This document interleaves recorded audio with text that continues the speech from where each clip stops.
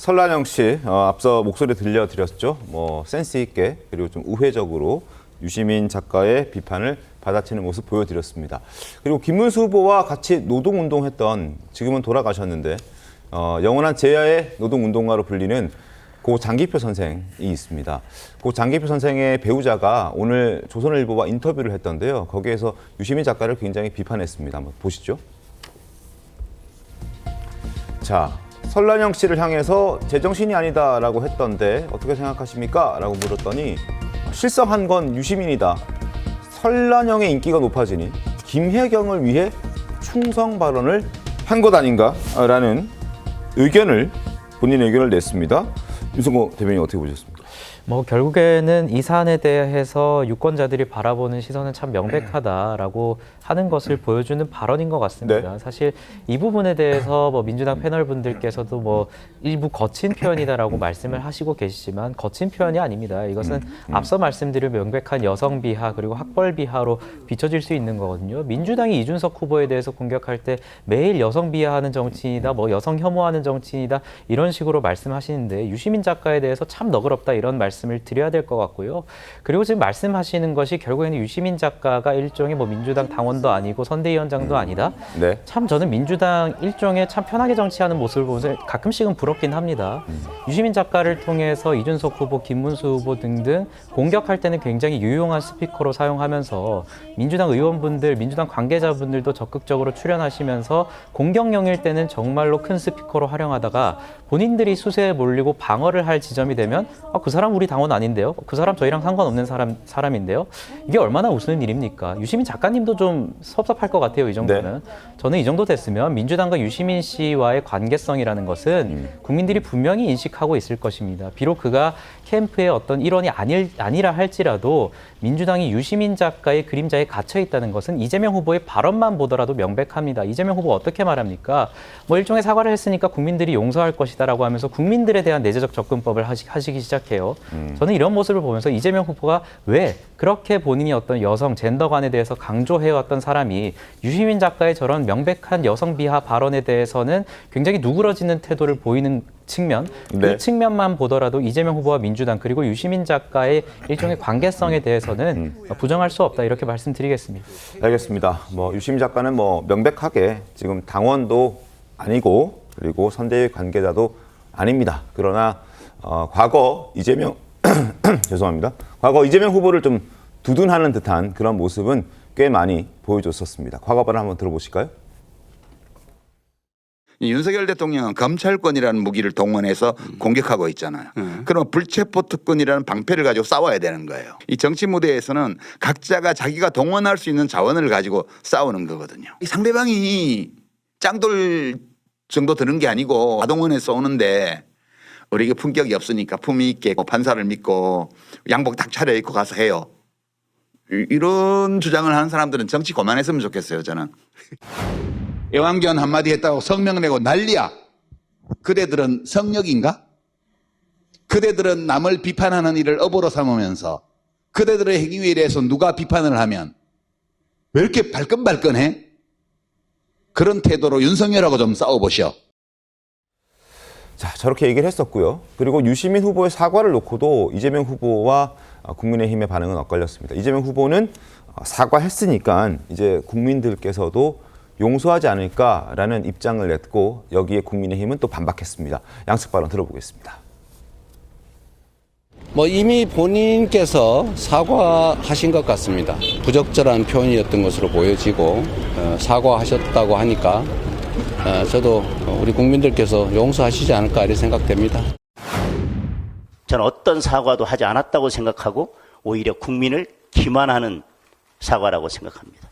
유시민 작가의 사과 같지도 않은 사과를 붙잡고 사과했으니 국민들께서 용서하실 것이다. 국민들께서 더 분노하실 것입니다. 자, 그리고 장기표 선생의 부인 조모아 씨 목소리를 조금 더 보여드리겠습니다. 화면 함께 보시죠. 김문수와 유시민은 민주화 운동으로 각별한 사이였다던데 라고 질문을 했더니 나는 그가 이제 유시민 씨가 민주화 운동에 어떤 기여를 했는지 알지 못한다. 노무현을 팔아서 호가호위한 사람으로만 기억한다 라고 얘기했습니다. 설란영 씨는 어떤 사람인가요? TV에 비치는 그대로다. 똑 부러지고 심지 곧고 헛말 안 하고 특히 어른들을 잘 모셔서 전태일 씨의 어머니 이소선 여사가 특히나 참 좋아했었다라고 설란영 씨를 기억하고 있었습니다. 설란영 씨와 유시민 씨에 대한 평가가 극명하게 엇갈립니다.